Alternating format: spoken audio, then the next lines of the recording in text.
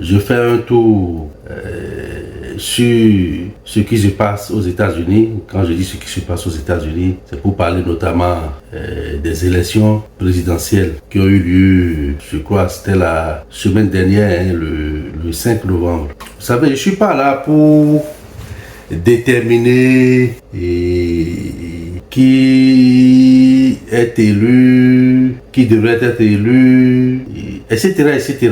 Est-ce que telle personne devrait être élue? Est-ce que telle autre personne ne devrait pas être élue? Le débat n'est pas là. Le débat n'est pas là. Puisque quoi qu'il arrive, les États-Unis resteront les États-Unis, hein, et les autres pays de la planète resteront également les autres pays. Comme vous l'avez déjà constaté, c'est d'ailleurs ce pourquoi je n'en ai pas parlé juste après les élections le 5. Sinon, j'ai suivi toute l'actualité de la nuit électorale, et la façon dont chaque candidat engageait, le nombre de grands électeurs évoluait pour chaque candidat, Trump et Harris et les autres qui ont récolté 0-0. J'ai tout suivi.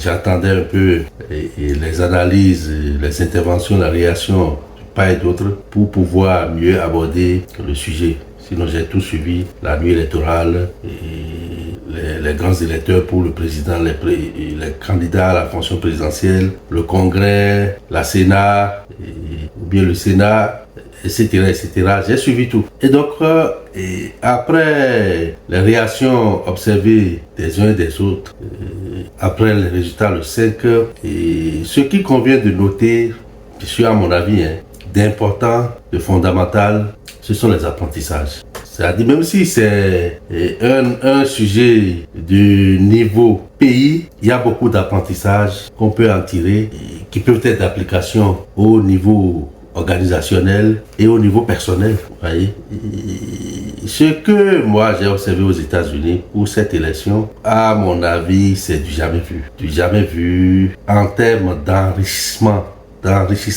au niveau leçon, au niveau apprentissage. Quand vous observez depuis l'élection de Joe Biden, bien sûr l'échec de Trump, jusqu'à aujourd'hui, comment ça a évolué, jusqu'à ce que l'on parle des candidats pour cette élection, comment les campagnes électorales se sont déroulées, comment les efforts au niveau de chaque candidat, comment Joe Biden a finalement décidé de laisser la place à Kamala Harris, etc., etc.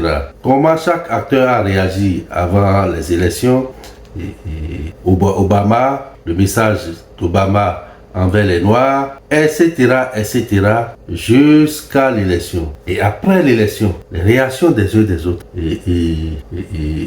Justin Trudeau, qui fait partie ces dirigeants, a rapidement félicité Trump pour son élection, Macron également en France qui l'a félicité rapidement.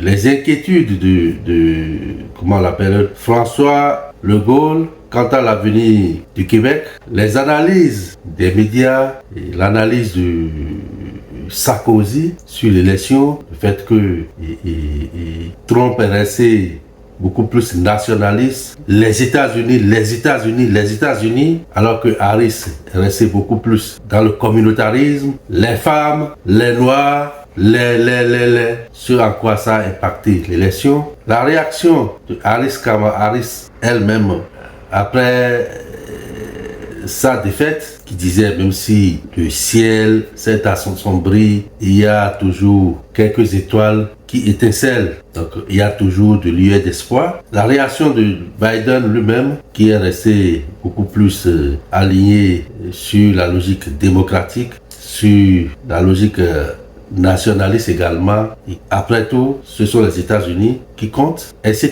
etc. Lorsqu'on détaille tout ça, on ramène ça au plan organisationnel, au plan individuel, il y a beaucoup d'apprentissage. Et c'est ce à quoi je souhaite que chacun se colle. Je ne veux pas me mettre là à détailler les apprentissages, les leçons à tirer de ce long processus qui, à mon avis, a démarré depuis l'élection de Joe Biden. Quand je parle d'apprentissage, c'est depuis l'élection de Joe Biden jusqu'à aujourd'hui. Et ça va continuer. les réactions vont continuer. Les réactions vont continuer. Et parlant toujours de réaction, vous avez vu également la réaction au niveau de l'Union européenne où les acteurs se sont réunis rapidement. Et là également, le message de Macron qui veut une Europe de plus en plus autonome, de plus en plus forte, dont le destin ne dépend pas des choix ou des changements politiques d'un autre pays. Ouais, un peu. Et vous voyez le silence de certains acteurs comme la Russie, l'Afrique. Donc je laisse chacun en tirer les leçons selon sa position. Parce que les leçons ne sont pas les mêmes, les apprentissages ne sont pas les mêmes selon la posture que vous occupez, selon le niveau que vous avez atteint dans votre vie. Donc les leçons que vous pouvez apprendre dépendent de où vous êtes dans votre vie, ce que vous faites, votre posture, etc., etc. Donc il ne sert à rien de nourrir les débats sur le destin des États-Unis, parce que telle personne devrait être élue, ou telle personne est élue, alors c'est bon pour les États-Unis, etc., etc. Les États-Unis resteront les États-Unis. Vos analyses dans ce sens, vos analyses partisanes, parce que vous soutenez Trump ou vous soutenez Kamala, ne vont changer rien sur les États-Unis. Mais ce qui est plus important, c'est ce que vous apprenez de ce parcours, de ces informations que vous avez. Merci. Ibis TV, créé pour inspirer.